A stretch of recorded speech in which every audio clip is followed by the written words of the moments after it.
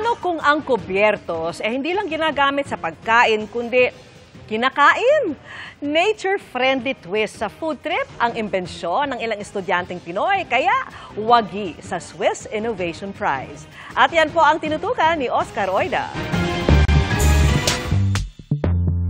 Sa gitna ng pagtugon sa dumaraming single-use plastic, naglipa ng iba't ibang kubyertos na gawa sa kawayan, stainless, papel at iba't ibang materyales para maging reusable ito. Pero sa lahat ng yan, may nag-stand out at kinilala abroad.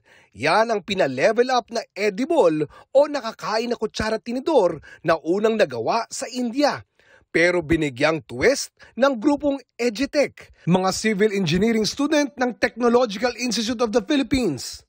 Meet Stanley, Eliza, and Amiel, ilan lang sa mga nasa likod ng edible cutlery na may flavors tulad ng ube, vanilla at chocolate. Gawa ito sa harina, kaya pwedeng kainin. Why not add flavors para maging act as a dessert as well, di ba? After mong kumain, then ayun nga, panghimagas, after mo kumain, pwede mo na rin siyang kainin.